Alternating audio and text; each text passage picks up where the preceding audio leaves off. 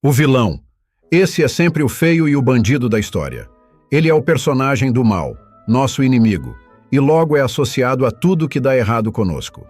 Seus movimentos e atitudes visam sempre causar prejuízo ou atrapalhar o herói, que é o bom moço da história. Bem, esse é fácil de identificar. Ele é amigo de todos, bondoso, leal e educado. Nas histórias até pode ser assim, mas na vida real não é tão simples de identificar um vilão. Na maioria das vezes eles não são feios e nem fazem o mal à vista de todos. Sim, concordo contigo. Mas se eu te dissesse que basta ficarmos atentos a algumas características fundamentais e seremos capazes de identificar o mal. Mas primeiro vamos identificar o vilão. Tu sabia que originalmente essa palavra não tinha nada a ver com isso? Vilão vem do latim vilanus, que quer dizer pessoa que vive numa vila, um morador de uma área rural, um camponês. Nossa, como é que de pessoa da vila a palavra passou a significar o bandido da história?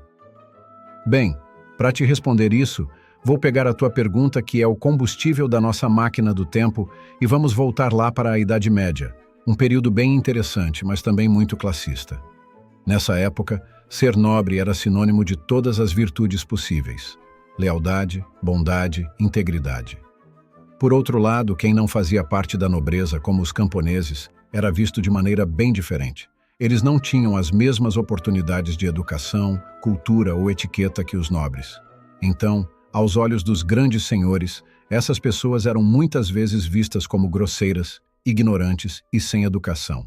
Mas primeiro vamos identificar o vilão. Tu sabia que, originalmente, essa palavra não tinha nada a ver com isso? E adivinha quem eram essas pessoas inferiores? Os vilões. Acertei? Isso mesmo, os moradores das vilas e povoados.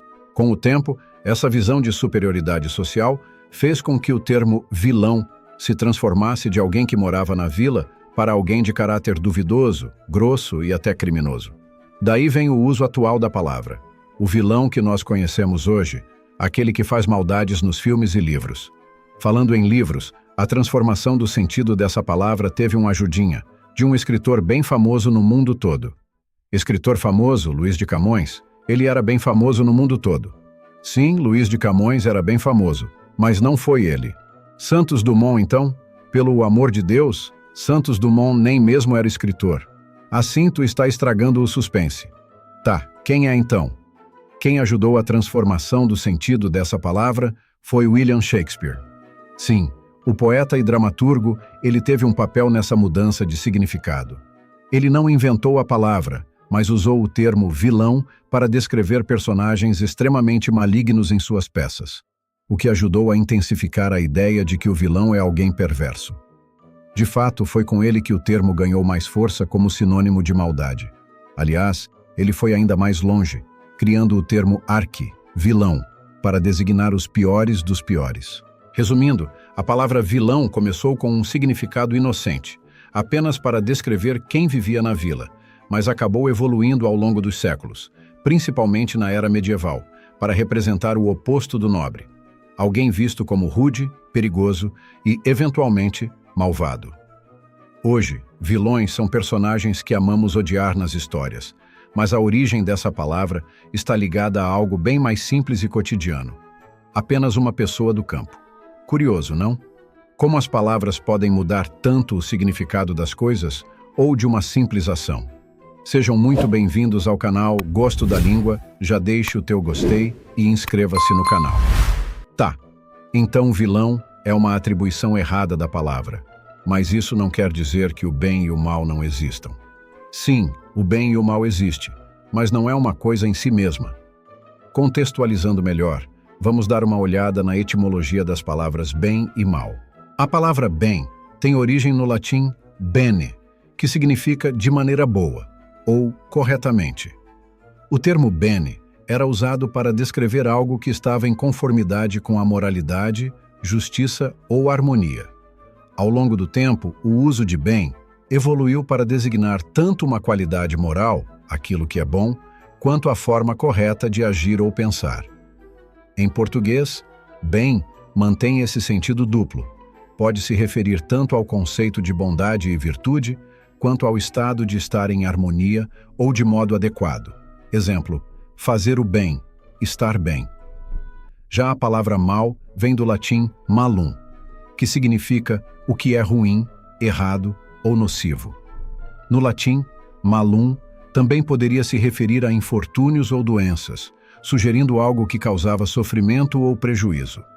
Mal, em português, herda esse significado e é usado tanto para descrever algo que é moralmente errado ou prejudicial, quanto para indicar condições ruins ou desafortunadas. Exemplo, fazer o mal, estar mal.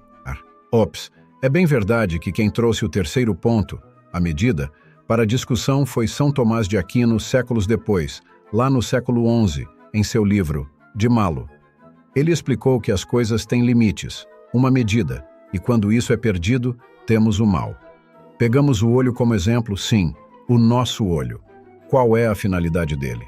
Simples, ver. Qual a especificidade? Ele foi feito para enxergar de maneira clara e precisa.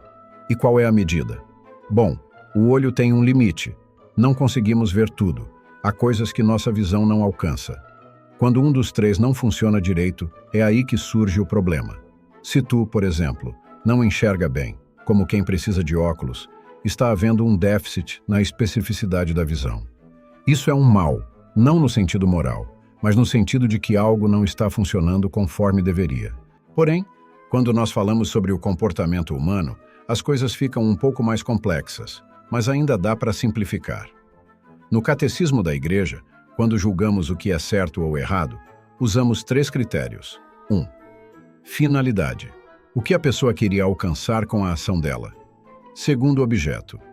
Qual foi a escolha concreta que ela fez? Terceira circunstância.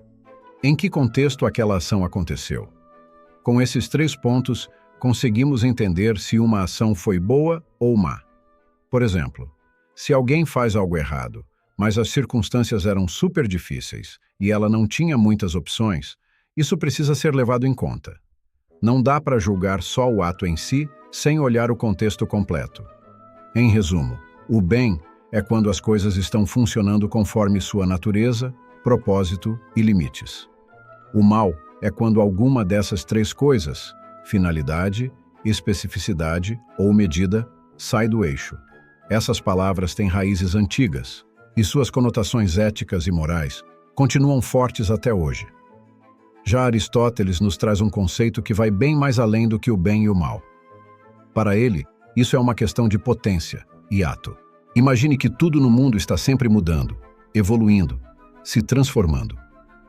Para Aristóteles, um dos grandes filósofos da história, isso significa que tudo está em movimento.